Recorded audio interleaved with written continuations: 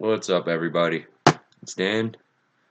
Um, I told you guys I'd make a video on benzodiazepines because it's really what I've come to notice is I know people that have been on opiates or opioids have dabbled with benzos, not in terms of abuse, but the anxiety that comes with the everyday life of using the benzos tend to help. You know, it's unfortunate, it sucks, but or they have dual diagnosis issues like chronic pain and panic disorder. It varies. I can't tell everybody's story or reasoning for why they have tried benzodiazepines or are stuck on them. Um, it's a tough topic because we're pretty much in a benzodiazepine holocaust right now, and I don't know if you've noticed the groups like on Facebook and the benzo support groups and withdrawal groups. I really want to speak on this because it's it's kind of sad to see like what's happening to people. Like it's literally breaking my heart to see this. Um, because there's people that have been on them 30 plus years or more. You know what I mean? And it's terrible to see the suffering that people are going through. Now, I want to get on a few things. I want to touch on a few things. First is the advice I'm going to give to people that are trying to come off of benzodiazepines. The number one golden rule, the number one golden rule. This is from me. If you don't agree, that's perfectly fine. Do not, kind of goes like with what I said in my other videos, or the last video that I uploaded about horror stories and how sensitive the brain is and how it can create anything anything it sees or reads or witnesses, whatever, anything it interprets from somebody else or what they went through, it can create itself. That is true. So some might argue it. That I think it's impossible to argue with. Your brain can create things. It can create symptoms. It can create temperaments. It can create moods. It can create different personalities. Look at what the brain can do already. Look at the entire system of mental disorders. Look at the entire spectrum of, what the brain can put you through. And I say what the brain can put you through because it's not really your fault. You know what I mean? There's no blame to be pushed onto the people that are suffering. Um, but there are steps you can take to avoid the craziness. Um, this is from my advice. This is not medical advice. This is from my experience and other people I know. Like I said, don't read into other people's stories too much. You don't really hear a lot about the positives. You don't hear about the people that have, made it successful. You don't hear too often, you know, uh, the people that don't read into the horror stories and they don't obsess over the withdrawal or the symptoms. A lot of these people, they're in those, they're in that small statistic, or not really small, but like they're in the they're in the group of statistics that um, don't really talk about it. They have made it through, and they didn't suffer that bad. You know what I mean? They really didn't. It sounds crazy. I know some people are probably like, this kid is off his rocker. He's he hasn't been on it for 30 years. No, I haven't. I have not been on the benzos for 30 years. But I will tell you one thing. If you were on them in, let's say, 2008, and you're now on a taper to come off, the chemicals from 2008, the benzo chemicals that were in your system then, they're not in your system anymore. Your body detoxes constantly. So it's almost like it, if you had, the same chemicals in your system as you did in 2008, I mean, the same as in, like, the first pill you took is still in your system and everything up until then, your body would be in like haywire. It's not even possible for that to happen. The body is so amazing it can detox itself. So hence when you stop it, detoxes. But even then, when it cycles through a certain amount, of hours, it's depleting chemicals from your body through your urine, through your feces, through your sweat, whatever.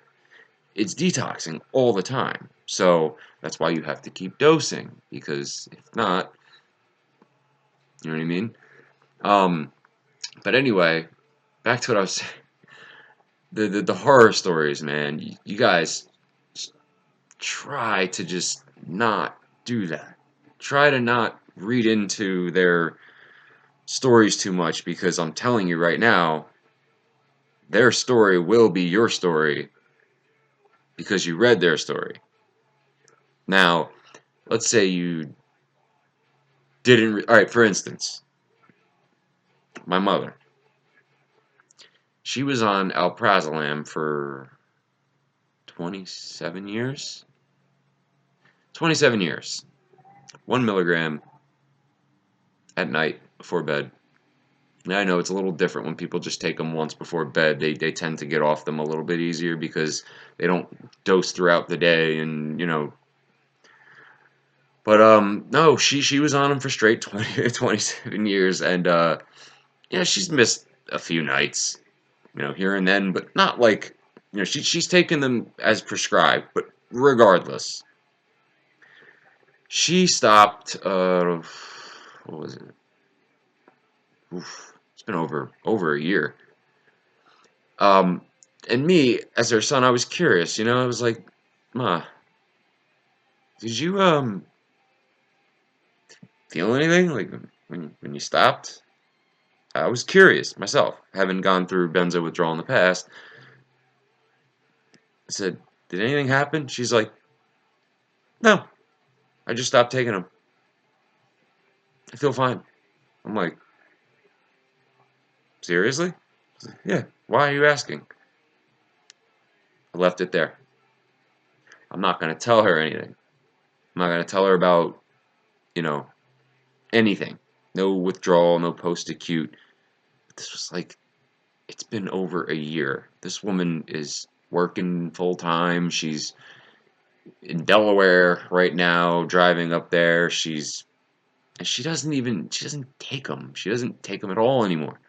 So she is one of those statistics that got off without any issue. She doesn't even know what withdrawal is, mind you. She does not know what it is. She only knows about alcoholics, and if they if they stop, they get the shakes because she's had friends that have had it, whatever. You know what I mean? But that's it. Like, that's it. She doesn't know about benzo withdrawal at all. She knows about opiate withdrawal because of me. You know what I mean? She knows about that, but her doctor never told her you're going to have issues stopping. Um, I never told her that. Her friends have never told her that, so it has not been in her head at all. It's not magic, guys. She stopped taking them, and she's fine. Now, I'm not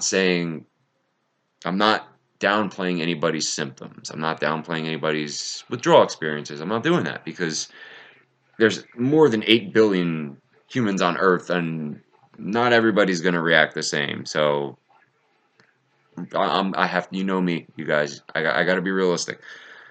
Um, I've seen people go through withdrawal from benzodiazepines before. I have gone through it myself.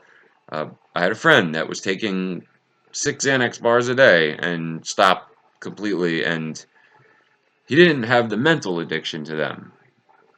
It was kind of like me. I didn't have like a mental addiction to them, because one, they don't affect your dopamine system. Unless they do, that's placebo. you're relaxed, that produces dopamine, but that's not because of the benzodiazepine. That's the fact that you're relaxed makes you excited. And that's all coming from you. That's your own dopamine being processed. Um, as you know, they work on the GABA system. Remember what I said last time? GABA's A and B. GABA's alcohol and benzo. That's what I call it. But, for the people out, like, in these groups, man, oh my God, it's like it's, I don't want to say, it's hard to explain the term to describe what I'm seeing, but, these people are, I feel terrible.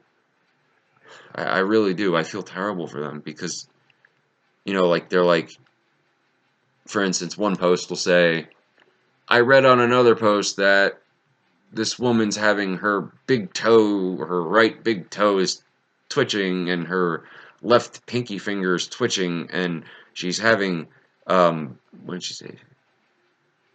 What was the other one? Oh, she said her left eyelid was like twitching or whatever. She's like, I read that on another post yesterday, and suddenly this morning I woke up and that started to happen.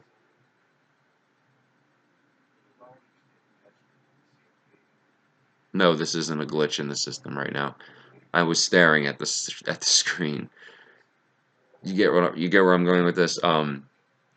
Now there are people that have been on extremely high doses, and alprazolam, for instance, 2 milligrams is a high dose. Klonopin, 2 milligrams is a high dose. It's equivalent to alprazolam in terms of dosage. Um, Lorazepam, you know what I mean? All these benzos, it's like,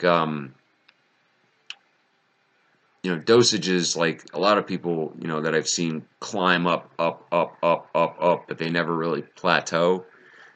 Those are the people that tend to have the problems. You know what I mean? The people that have stayed on a specific dose, and I mean, like, for example, Klonopin, they're on 0.5 milligrams for example, for 5 years. Like, I do know people that have been on clonazepam for 5 years or so, 4 or 5 years, and did a quick taper, and they didn't even have any issues. Like, they didn't. I guess because, one, they worked out the reason they got on the benzodiazepines in the first place. They worked out the reasoning. Whether it was through therapy, whether it was one sudden moment when they were walking or taking a shower or something in their head just made them realize, oh, I think this is what's bothering me, and it should not be. Whatever the case is, it happens different for everybody. Their shining moment. They work through the issue, and then they come to terms with it. So it's no longer bothering them anymore. And then they're like, I really don't need to be on this medication anymore because I feel confident enough that I'm not going to lose my crap. Trying not to cuss because of my viewers, to be respectful. But seriously though, like, it sounds crazy, and a lot of people, it's going to be hard to believe, because of what you've been through. And like I said, I've been through, benzo withdrawal. The only reason I was taking high dosages of that benzo was because I was trying to get through opiate withdrawal. Uh, and just so you know, benzos alone, it's not going to get you through it. So, I mean, hey, some people it might. I don't know. Um, for me, it wasn't enough. You know what I mean? Like, either an opioid, obviously, to get better, buprenorphine, kratom, or a complete change of perspective, which I recommend more than anything, uh, get me through it. You know what I mean? Like a shift in perspective. Like, coming to terms with distinguishing what's real and distinguishing the difference between what's real and what's not. Um, for instance, if you can sense imbalances in your head and know that they're not real, and actually know they're not real, and then you know what, it's almost like what's a good analogy for it? All right, here's one. Well, trying to think of a way to say it so you guys can understand it. I forget the analogy for now. Anyway, so like I said, I have like if you can distinguish the difference and you can, understand like, okay, this is imbalance, this is me. This is how I really feel. This is what my imbalance is making me feel. Imbalance is, or when it occurs due to whatever, um, it's a negative force. It pretty much, when you're flooded with negativity in your brain, as an energy, not as, it's just an energy, the energy of negativity. When it's in your head and it's going through your head constantly, constantly, constantly, your brain immediately wants to to translate it into human thought and terminology. It wants to come up with something so that you can understand what it's trying to tell you. So, I'm filled with negativity, I'm filled with negativity. And then all of a sudden I start saying negative things. I start thinking negatively.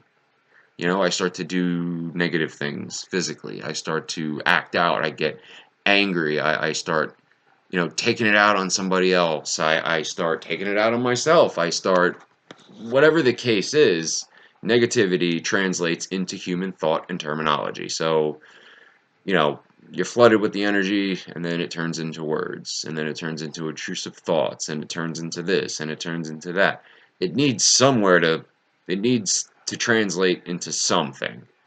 So, if you can distinguish the negativity from what's really you, you're 10 steps ahead. You know what I mean? It means you're intelligent enough to know that this set of thoughts, of negative thoughts and feelings that you're having and emotions, they're not real. They're not you. And this is how I usually feel. This is how, like, I can feel me underneath that. If you can do that, it's a really good tool to have, especially to get through benzodiazepine withdrawal. And a lot of things I tell people, hold on, my foot's falling asleep. Ah, sorry about that. Um, a lot of people that I talk to about this, um, they tell me, "Oh, I stopped my benzodiazepine. I'm feeling, I'm having panic attacks. I'm having insomnia. I'm having this or that." And I tell them, or I ask them, before you got on the benzodiazepine, before it was ever in your system, why did you get on the benzos? What was your reasoning? Oh, well, I was having panic attacks. I had some insomnia. I had. There you go.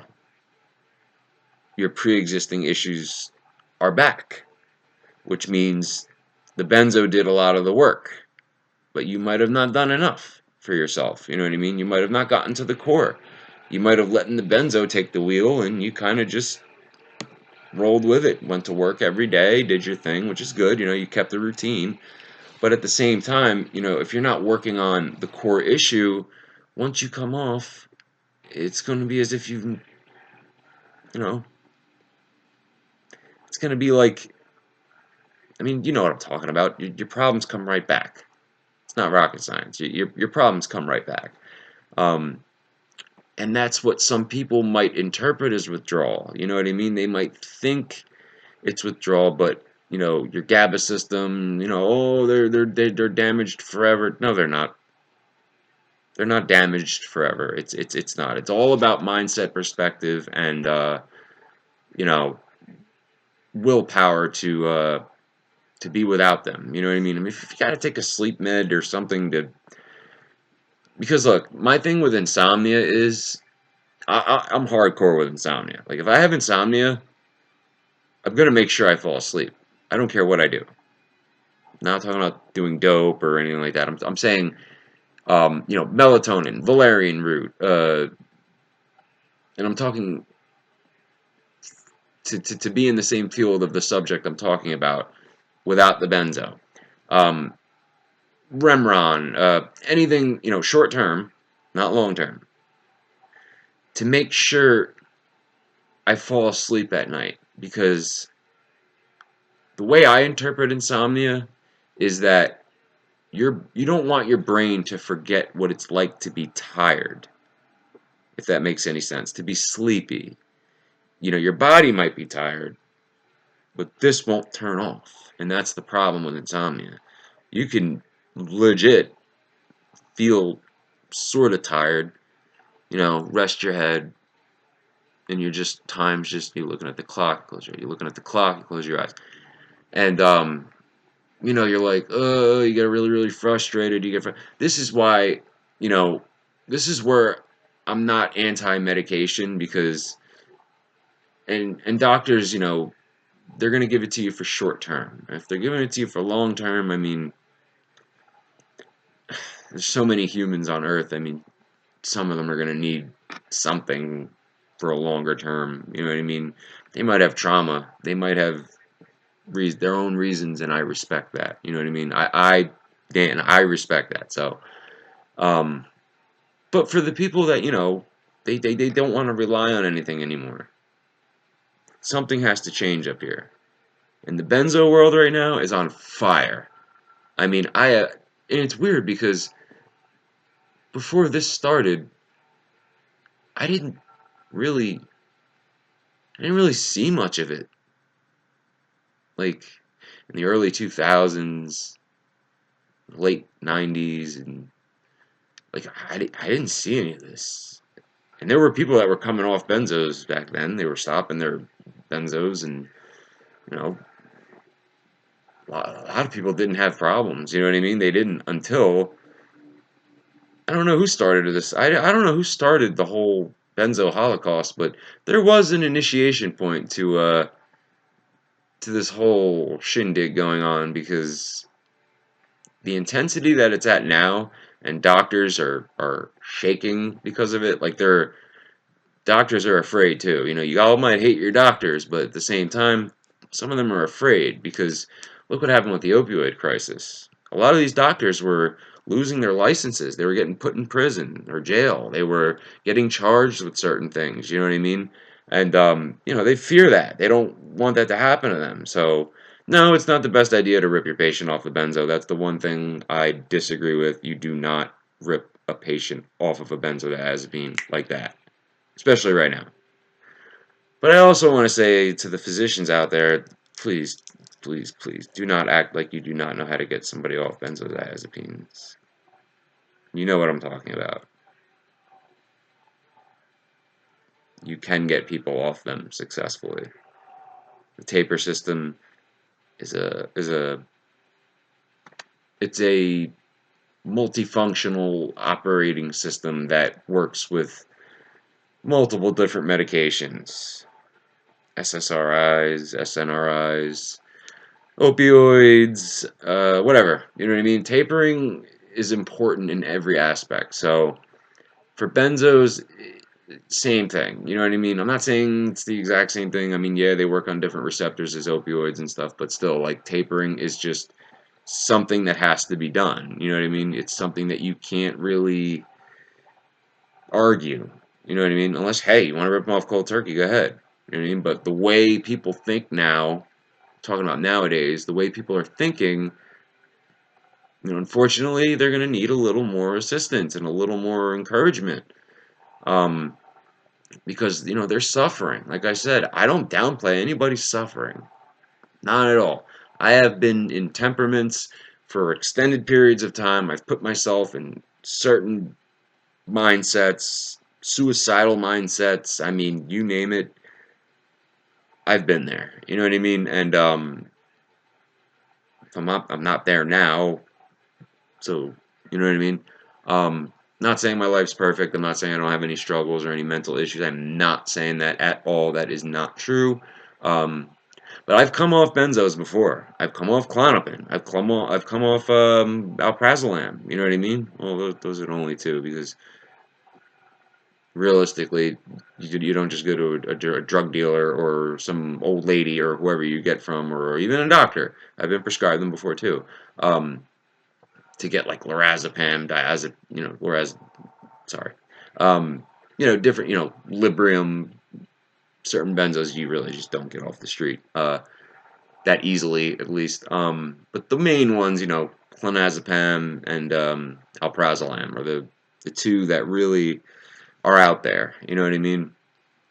I've come off them. I like I said, I didn't have that mental reliance on them because for me it was only taking once at night before bed. Aside the time I went through opiate withdrawal and had that alprazolam withdrawal, that was the only time that I've taken them during the day. You know what I mean? And that was literally for 4 or 5 days, I think. I'm trying to remember. But I was taking like 6 milligrams a day. I was just taking them whenever, like, I wanted to knock myself out. That was my goal, not to calm down, then knock myself out so I didn't have to remember it. It didn't work. In fact, I didn't sleep either. But my mindset was screwed up at that point. So don't forget, like I said, mindset has a lot to do with it. But it's sad, when I'm in these groups on Facebook, and I'm just to see. I'm analytical. I like to analyze and watch everything. I'm not suffering from it. I just want to watch to see if it progresses or degresses. I want to see where it goes. You know what I mean? I want to see what people are struggling with, and want to I want to catch the patterns that I've noticed, like people looking at other people's stories, and all of a sudden the next day they got the same symptoms, but they've never had them before. You know what I mean? Like I said, I'm not downplaying people's symptoms. I do believe withdrawal effects do happen. You know what I mean? From stopping benzodiazepines, it's not like it's just a myth. I mean, it depends on the person. It depends on their genetics. It depends on their processing system. It depends on a lot of different things to tell whether your withdrawal is really withdrawal or if it's you just panicking. You know what I mean? Because like I said, anxiety itself can cause pretty much almost all of the withdrawal symptoms from benzos. Like, anxiety alone can cause the full spectrum of symptoms, you know what I mean, that are symptoms of benzo withdrawal. You know what I mean? Like, they're anti-anxiety meds, so what the hell do you think is going to happen when you stop? You may or may not have anxiety problems, you know what I mean? Or your pre-existing anxiety issues might come back, depending on if you've worked them out or not. You know what I mean? This video isn't really about, like, tapering off or anything like that. It's very complex. I mean, alright, I'll nutshell it for you. I'm just going to nutshell the way I've gotten off benzodiazepines. Some people might disregard every single thing I just said in this video until I just said what I said just now about my nutshell method of how I got off benzos. Now you're paying attention, even to those people that are doing that. My nutshell, and this same thing with opioids, you know what I mean? Some people argued on my old posts, oh, an addict can't taper off of opioids, an addict cannot do this. Just shut up, dude. If you're gonna go over and spread that, I mean, that clearly means you didn't have or don't have self-control, and you couldn't do it. That's you. There are many other humans out there that can do things that you would be shocked about. So do not sit there and say it's not possible. I've gotten, I have people I know that have tapered off fentanyl with fentanyl. You know what I mean? They taper you off in the hospitals. They taper you off, you know what I mean? Pain patients, they've tapered them off, and yeah, you might have a couple symptoms of withdrawal, but they're bearable. The way I did it was, like I said, it's the same thing I did with opioids. If I was tapering off opioids with the opioid I was using, I would wait till I would get as sick as I possibly could. I mean, I'll let it, even if I'm not that sick, after you know, 2 days or 3 days or so. You know what I mean? Even if it's not that freaking bad, I let myself get as sick as I can, right? As many symptoms as I can count. You know what I mean? And let's say I was taking 2 milligrams of alprazolam, right? This is an example, and I'm now stopping. And let's say it's been however long enough to be physically dependent and have withdrawal symptoms. Um, I'd wait till I was sick. I would analyze each symptom I had, not overanalyze, analyze. They're two different things. Um, so I'd be like, oh, I'm sweating, my heart's racing a little bit, or a lot of it. Uh, Definitely can't sleep. And you also got to know that you might lose a few days or more of sleep. Like, if you really want to get off of it, unless get medical assistance, which, in my opinion, is fine. You know what I mean? As long as it's short term. Um, I'd wait until, yeah, I was completely sick, and then, all right, so I was taking 2 milligrams of alprazolam. I would take maybe zero point 0.5, maybe a little bit more than 0.5, but I would not take 2 milligrams. Again, that's gone. I don't give a shit I don't care how much I may suffer. I'm not taking the 2 milligrams again, because with alprazolam, it's very short acting. The half-life, too, is way shorter than other ones. But, at that point, you're like, I don't care. I want any kind of relief. I don't care what it is. That's what your mind's going to think. So you take that zero point 0.5. You do feel relief. You're like, still sweating a little bit, but not as anxious. I'm not as depressed. Feel alright. You know what I mean? It's not the best. I don't feel like going for a walk or anything. I'd rather just lay down in my bed, but bearable. You know what I mean? I would plateau right there. Right there. I'd wait as long as I can again until I felt all those symptoms. If not, because in my case, um, let's say I had like 4 symptoms, right? For example, I'd let myself ride out until I was sick. I had 4 symptoms altogether. I'd take the zero point 0.5 instead of the 2, and it wouldn't be completely better, but I'd be down to 2 withdrawal symptoms. And it'd be like, well, sucks. I still have a couple symptoms, but I'm not as anxious as I could be. And then go again. And what I would notice is when I would wait longer again, it would be, instead of 4, it would be 3. 3 symptoms. The other one just wouldn't come back, or it was just almost unrecognizable. And I would repeat that. I would just repeat that. You know what I mean? I wait again, take another 0.5. And then eventually, that 0.5 knocks myself out. I mean, I'm asleep. I'm not woozy. I'm not, oh. No, no, no, no, no. Normal. But, like, I can sleep. That's good. You're adjusted to it. You know what I mean? You're adjusted to that dose. And for alprazolam, it's fairly quickly you will get adjusted to a lower dose. Um, but like I said, this is from my experience. And then just repeat the same process, And now that I'm good at 0.5 from 2 milligrams, I took a really big jump. Next is 0.25. You know what I mean? Once I get to 0.25, I try to jump. See how I feel.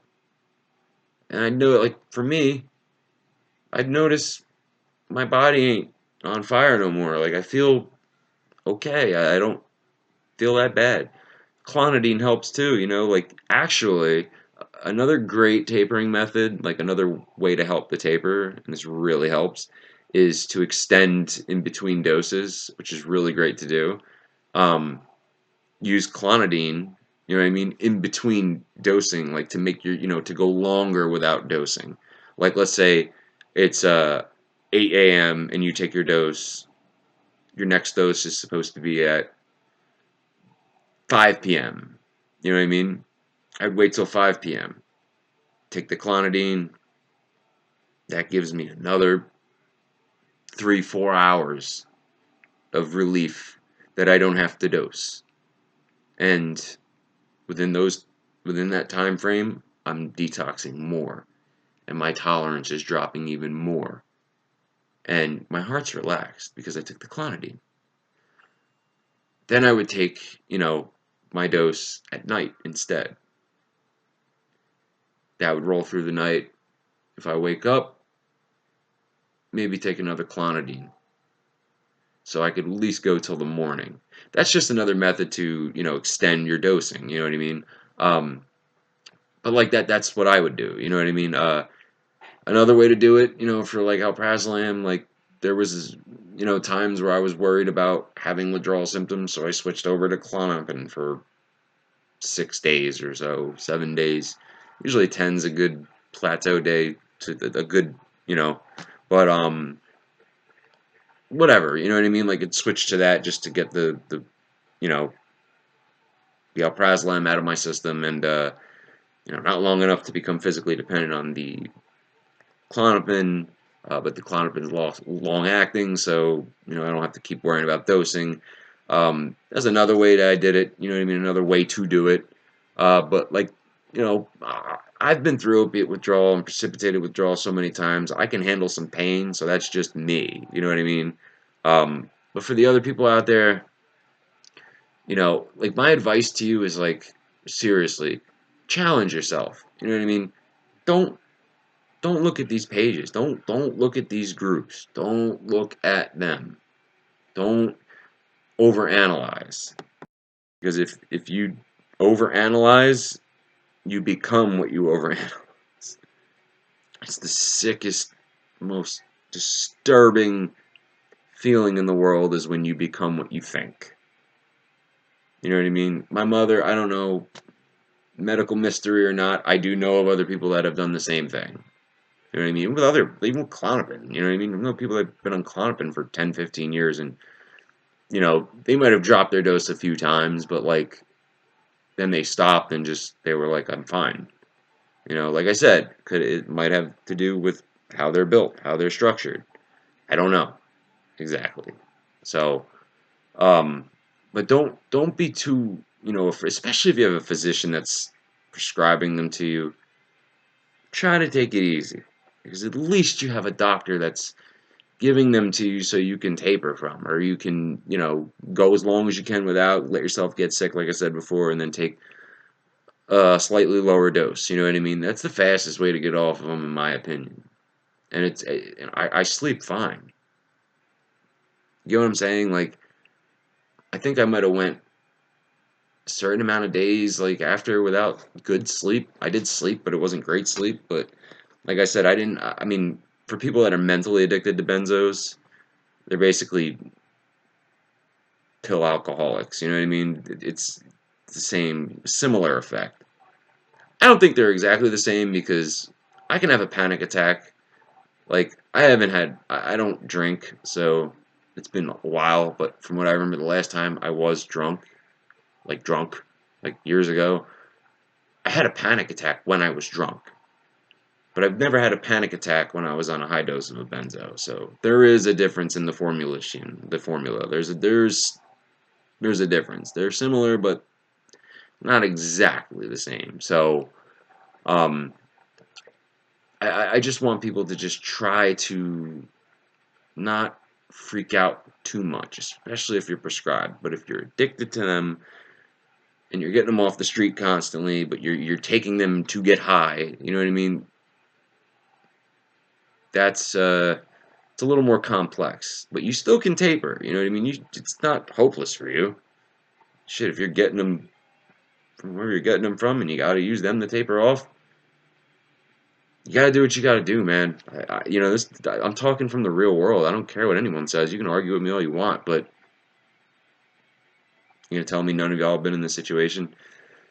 So pretty much for the people that are getting, prescribed, that are so obsessed with coming off of it, don't obsess so much over coming off of it. You didn't have an issue when you got on them, so take it easy. You know what I mean? Experiment a little bit. Try what I just said. Go as long as you can, and then take a lower dose. Try to do that. Ask your doctor for some clonidine.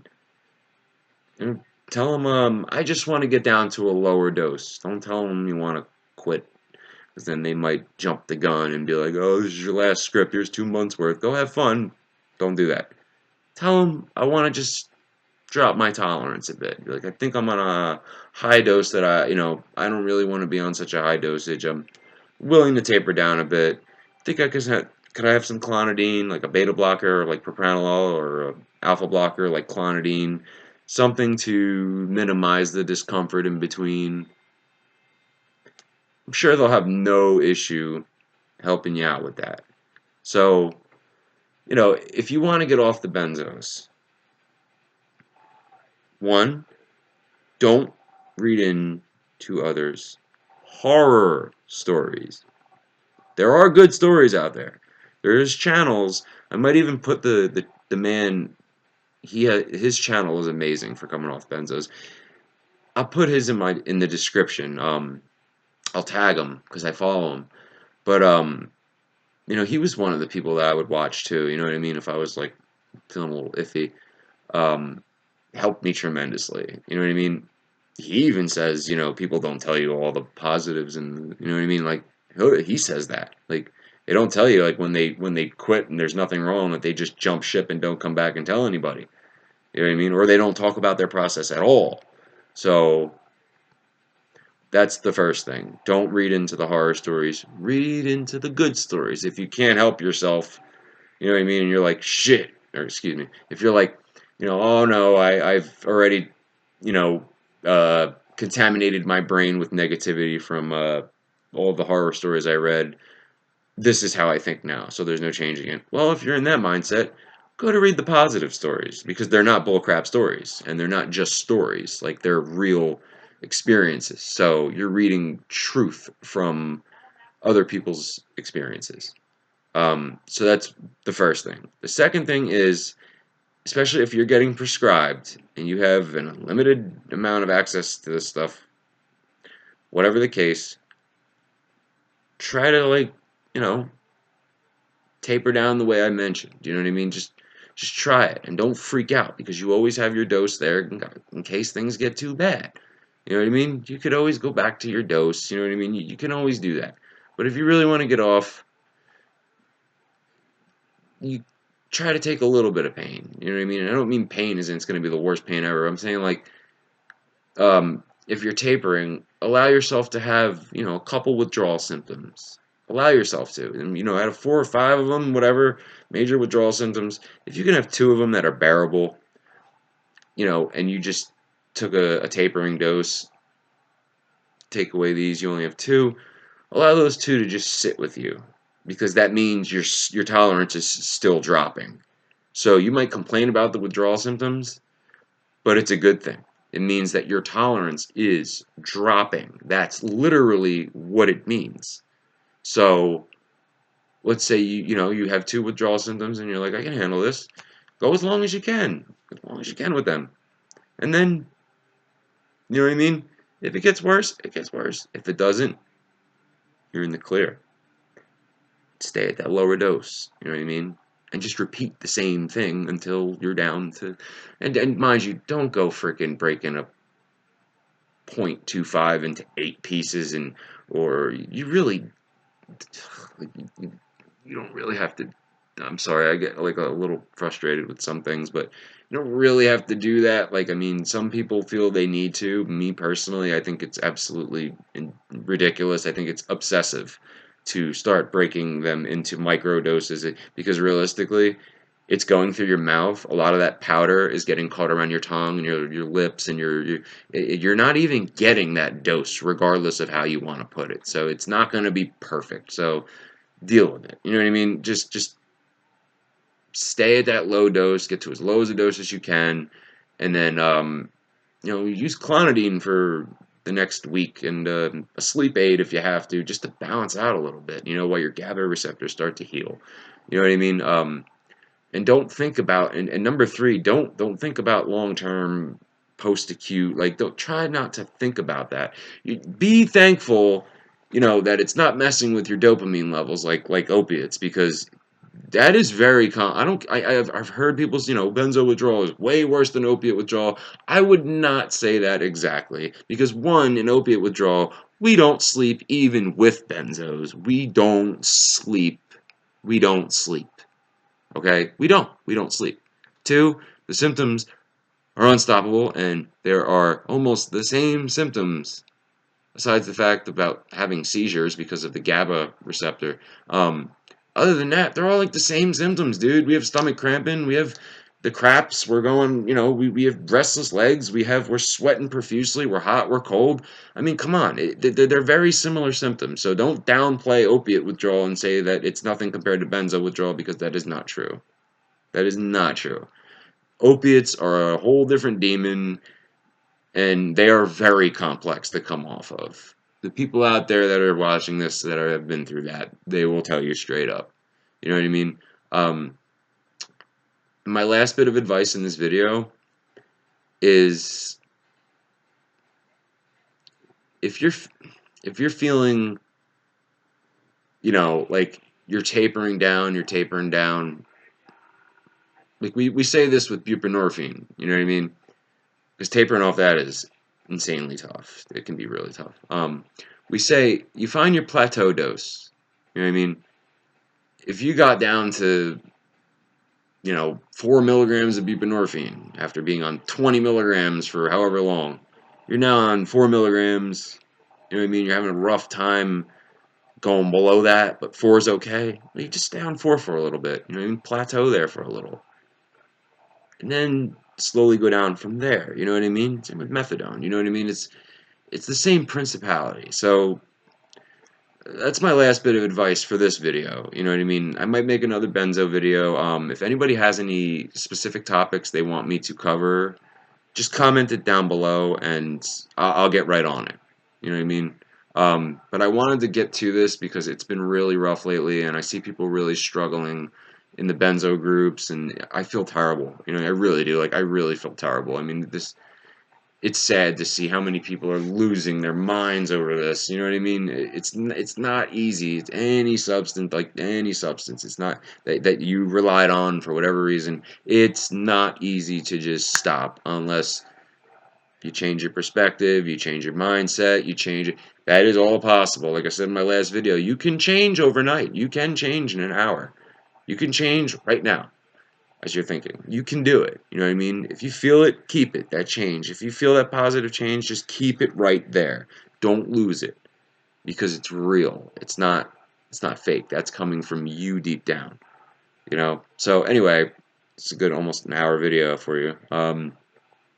I just wanted to strike on that because I see so many people suffering, and it's breaking my heart, and I just wanted to give as much advice as I could, based off my experience and others. But yeah, anything you guys want down below, comment. I will try my hardest to get to as quickly as I can in an organized fashion. I'll split the videos up if I have to, but I will make sure that I get to the topics that you guys comment down below, because most likely, unfortunately, and fortunately, I have experience with it. So go ahead. I don't care how sick it sounds. Comment down below. But please, guys, do me a favor. If you're curious about a drug and you want to know if it's a good idea to take it or not, that's something that I'm going to straight up tell you. You know what I mean? You can ask that. That's perfectly fine. But like, there's some people in other videos that are just like, I just popped an M30. Can I pop another one? Dude, that's not what this is about, and it's not. I don't know what possessed these people to comment that stuff, but don't do that here, please. I'm asking. I can't control people. I don't even really delete comments. You know what I mean? I don't do that. Like, if you're gonna call me POS and say that I'm a know-it-all and this and that. I'm not a know-it-all. I'm going by what I've experienced and what I've seen from other people. And if you can't comprehend that, you're an idiot. Like, you're legitimately, like, you're an idiot if you can't comprehend that I'm not a know-it-all. I'm going based off of what I've been through and what I know. That's it. So anyway, comment down below whatever you want. Another video will come soon. Depending on whoever comments down below, if you want something specifically done, a topic talked about, I'll do my hardest to get on that as quickly as possible. And then another video might come out sooner. You know what I mean? Maybe even tonight, if people are desperate enough to want to hear about something specific, I'll get to it. So it's the weekend. Enjoy yourselves. If you're in withdrawal, you're not enjoying yourself, and it really does suck, but I'm here for you. So anything you want, down below, and I'll talk to you guys soon, all right? Relax.